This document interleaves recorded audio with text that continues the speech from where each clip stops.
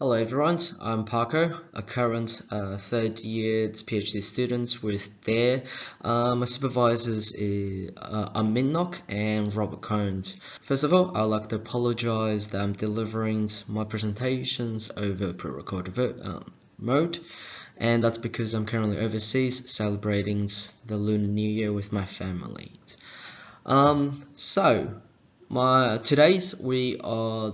I'm talking about my most recent project, and that's particle mean field variation Bayesian inference. So this is a joint work, of course, with my supervisors, and let's get started. So on this slide, just a little bit of an overview of the entire project. So the basic background is that, of course, the main theme is still Bayesian statistics, and we know that the core problems of Bayesian statistics is to inference a very complicated posterior distributions. And currently there are two main schools of approaches. One's called the MCMC, Monte Carlo Markov chains, and the other called the Variational Bayesian inference. So both schools have their pros and cons. And so MCMC, just very briefly, it's a method that develops an algorithms that asymptotically samples from the true posteriors. So if you let it run for long enough, you eventually get the samples generated from your target's distributions. However, this may not be viable for very complicated models due to time costs, computational costs. And VB, on the other hand, takes a different approach. And what that means is it proposes a family of distributions, what we refer to as the variational families, and it identifies within that family the best candidate which approximates your target distributions. And generally those processes done via any off-the-shelf optimizations algorithms. One of the very well-known ones, so stochastic gradient methods. So what has VB got on top of MCMC? It's generally very efficient, although the quality of the solutions may be a bit compromised depending on your problems. So our work wished to marry the both approaches together, and while remaining the pros and circumvent, of course, the cons. Cool. On this slide, we would like to talk about a particular type of MCMC, and it's referred to as the MCMC base of the Langevin diffusions, for short, LMC. So the theoretical background is that suppose that our target distribution is called pi is proportional to something called u, or exponential of negative u. Then the Langevin diffusions, it will have the stationary distributions of pi if you just have any abstract initial distributions over the same space, and the particles evolves or diffuses through the spaces following this stochastic process.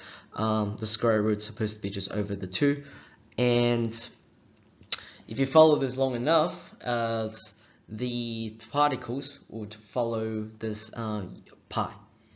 Okay, and so this is of course not implementable. So the Euler schemes discretizations versions of that is we generate some particles using any abstract distributions, and we sort of evolve it through around using some tiny step size called HTs. And the idea is that when we do this long enough and for sufficiently small enough step size, then we can recover the target distributions using the final set of particles.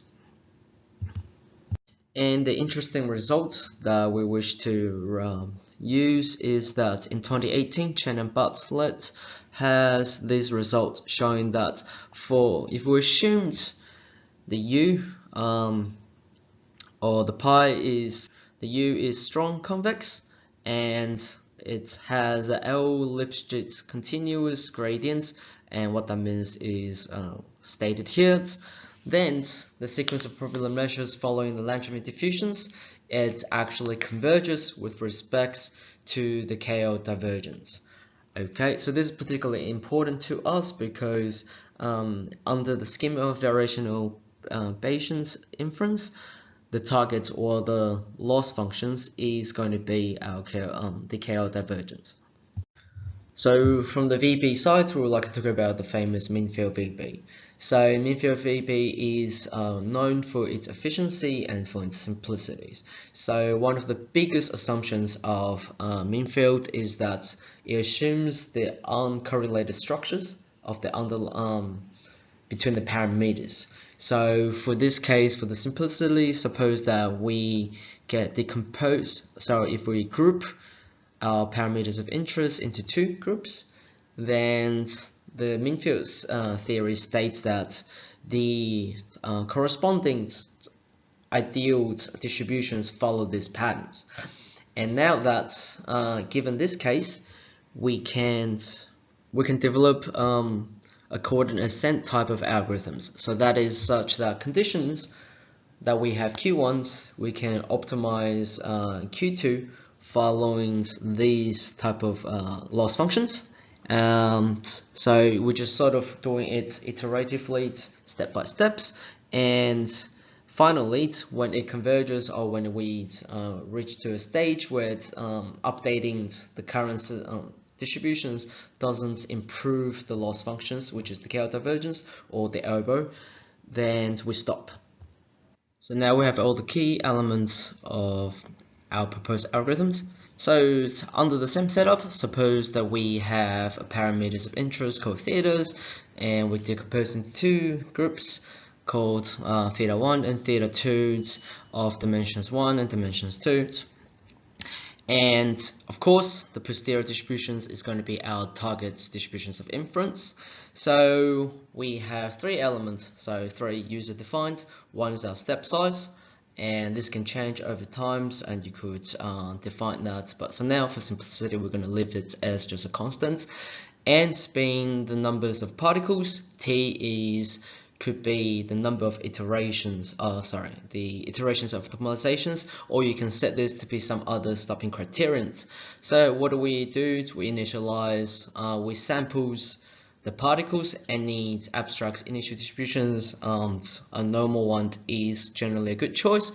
And so we sampled particles ones and sets one's particles and set 2 particles representing our theta 1 and theta 2, and we expected u, the gradients of the u, of course.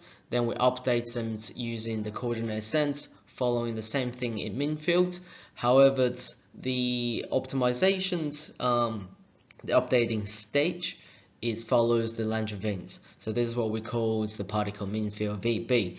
And for these algorithms, we have some basic theoretical results, and we'll go through over them very quickly.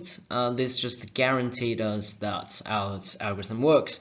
So suppose the two groups of parameters lives on compact space. So this is a pretty standard assumptions, and so then there exists a unique minimum of our factor formed proposed distributions. That is a unique minimum over the function with respect to functional f, which is the KL divergence with respect to the target distributions. And another result is that suppose that u, which is the negative log posterior, is strongly convex and has Lipschitz continuous gradients with respect to both theta 1 and theta 2. Then our algorithms guarantees the evolution of the measures to be decreasing over the scale divergence, and moreover it converges, the results converges to the unique minima. Examples. So why we choose the Bayesian logistics, it's simple, it's very popular, however it's not available via conventional mean field VB. So we're doing over this, and to show that it appears to be very competitive as comparing to MCMC and existing mean field variational Bayesian inference or other variational inference algorithms. So we can see that the energy trace, or you can consider this the alternative type of a proxy for our elbows. It is optimizing over the optimization's iterations. And the next slides we can see that the posterior inferences is very, very close to the true result of or the gold standard of MCMC. So in this case we have folds, betas to estimate, and following our algorithms it's very competitive. And not only that, it's very, very common that for other types of variational VB algorithms, such that they underestimate the variance of the posterior, and however you can see that in this case it's not the case. More importantly, we can see that the conventional mean field VBs usually consistently underestimate the correlations between parameters. However, it's not the case for our proposed algorithms. You can see the comparative results here. Future research. So ongoing research that we are going to adapt the more approach that's more closely in line with the Wasserstein gradient floats. And so right now the Langevin dynamics based algorithms, it still has stochastic components. However, we wish to improve it such that overall the whole entire thing, the optimization process, becomes deterministic. And right now one of the obstacles we have is we do not have a very efficient way to approximate the score functions, which is a key component in the Wasserstein gradient flow. And this will conclude my presentations. Thank you for your time.